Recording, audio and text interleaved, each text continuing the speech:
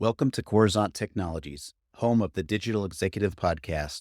Welcome to the Digital Executive. Today's guest is Dr. Zohar Bronfman. As the CEO of Pecan AI, Dr. Zohar Bronfman leads the charge in redefining predictive analytics, making advanced AI accessible to businesses of all sizes. With dual PhDs in philosophy and computational neuroscience, he has dedicated his career to bridging the gap between complex data science and practical business applications. His passion lies in helping organizations harness the power of their data, automating forecasts such as customer behavior, sales trends, and operational efficiencies with ease and precision.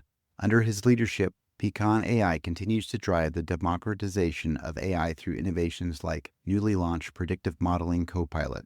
This groundbreaking feature empowers business intelligence analysts to build and train machine learning models independently without the need for data science expertise.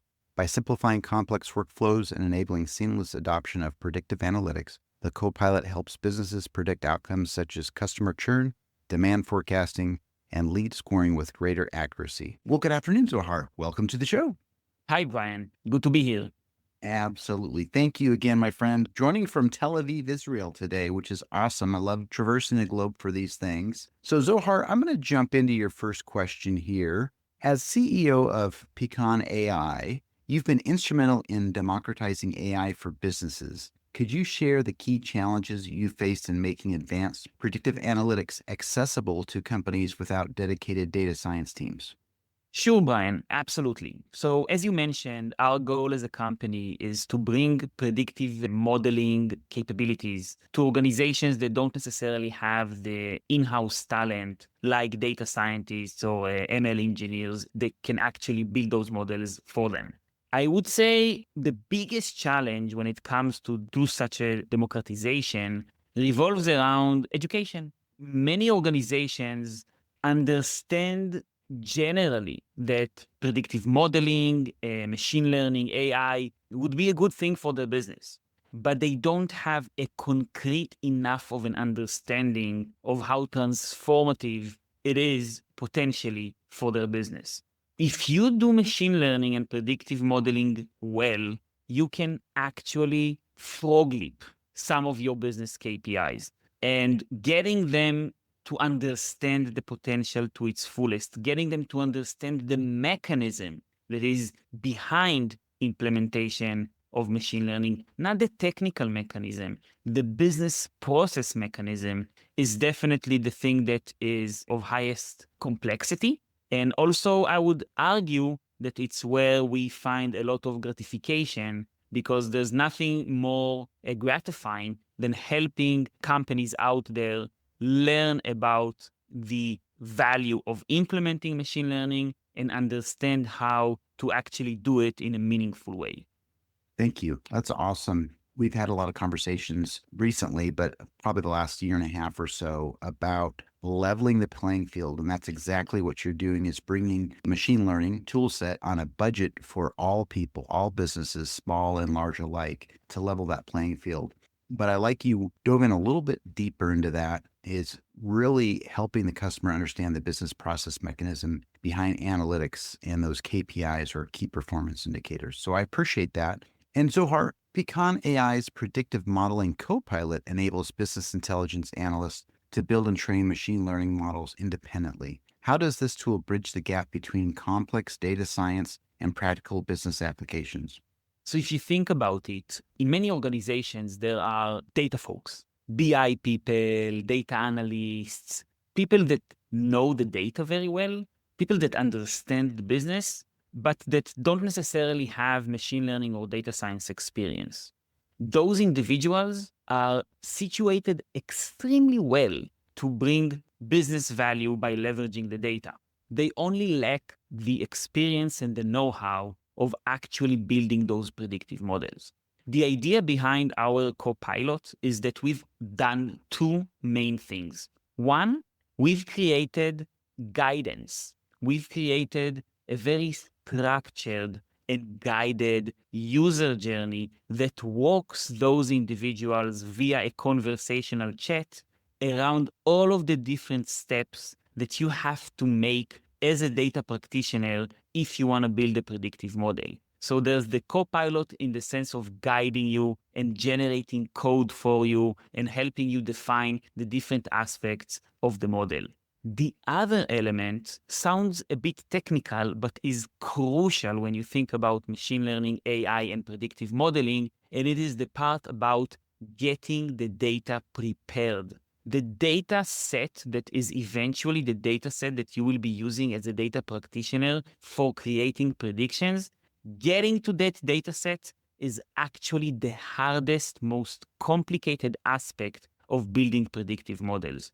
Our Copilot builds the data set for you. It connects to your data set, it mines the data set, it canvasses your data sources, and it will then, given your definitions of what is the business problem you're trying to solve, will curate and build the relevant specific ML dataset for you. Then it will obviously also train a model and reach predictions.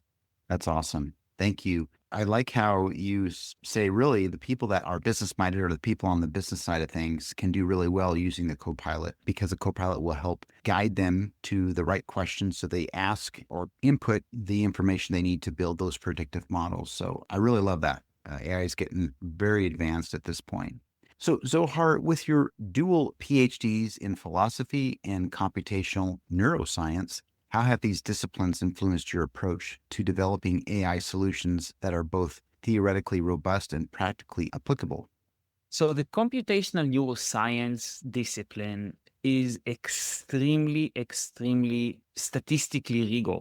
It has all the elements of making sure you draw inferences based on statistics, machine learning, AI, etc., from different modalities in a very accurate manner. Obviously, you can't do anything meaningful scientifically, especially when it comes to a complex system as the brain, without being extremely careful and robust. I think we've tried to implement some of that scientific methodology into our R&D here at Pecan.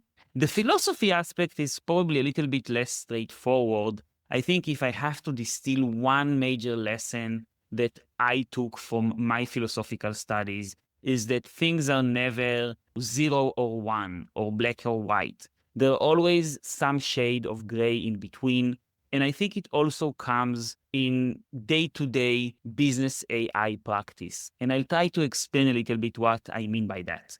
In many cases, when you build a predictive model, especially if you're a classic data science practitioner, you would go ahead and try to do everything you can to optimize the model's accuracy, because that's the statistical dimension you're operating on. How can I get to the highest degree of accuracy in predicting, for example, whether a customer is going to churn next month? In reality, though, when it comes to business value, there's a very strong Pareto rule when it comes to identifying predictive signal in your data. You can get to, say, 90% of the signal by investing 40% of the effort in many cases, and then you need to invest far greater resources in terms of additional data sets and additional tests and additional refinement to get to the extreme accuracy level that is a potential accuracy level of the model. One of the realizations we had here in Pecan is that from a business perspective, in many cases, that additional few points of accuracy do not justify the time, money, and effort that are required to achieve them. And so we've built the system so it is not optimizing on the statistical KPIs, on the statistical indicators, but rather on the business goal. If your goal is to reduce churn in the fastest way possible, then it's going to derive a little bit of a different modeling approach than if your goal is just to reach a very high level of accuracy at the laboratory. Thank you so much. I appreciate that. And I like how you went in and kind of talked about the difference in philosophy versus computational neuroscience, or really the hard figures and statistics.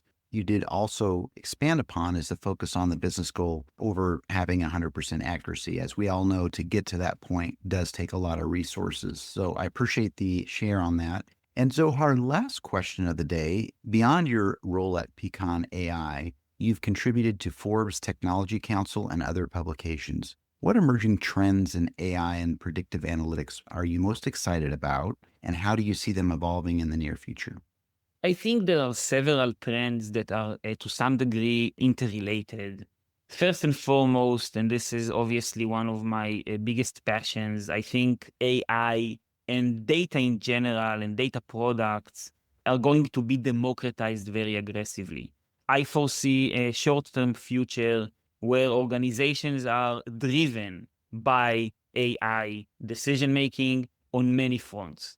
But then coming with it would be explainability and insight discovery. What I mean by that is that it's not enough to have a model or an AI that tells you A versus B. You'd like, as a business executive or as a business user, to understand why it's A rather than B. Today, the AI ability to explain their own decision-making processes is limited. And I think there's a lot of research going both here at Pecan and obviously in other companies as well into how can we understand better what drove a specific prediction or a decision coming out of an AI machine. In addition, I think relatedly, I think the algorithms are going to be far more oriented towards action recommendation. I think it's not enough to know what is going to happen or to have some kind of a estimation or likelihood of certain events. I think people would like to know what they should be doing so that a certain outcome either is going to be achieved or preempted. So getting both the explanation from the system and a recommendation for an action based on that is going to be crucial as well.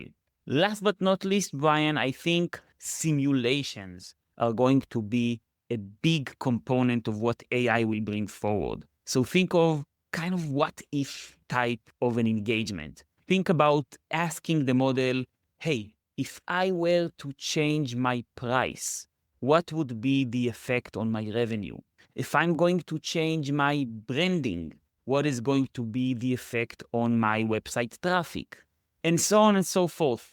Being able to ask simulatory questions and getting back answers, predictions, explanations, and action recommendations is going to be, in my mind, a huge chunk of the development of AI for business in the next few years. Thank you. I really appreciate you breaking some of that down. The explainability and insight discovery you first talked about is AI. Sometimes it's hard. How did it come up with that prediction? And really, if we can delve into that more, and as you mentioned, that recommendation for action, how did you get there? Explain that. And then what is the recommendation for action? So I really appreciate that. Zohar, it was such a pleasure having you on today, and I look forward to speaking with you real soon. Thank you so much, Brian. The pleasure is all mine. Bye for now.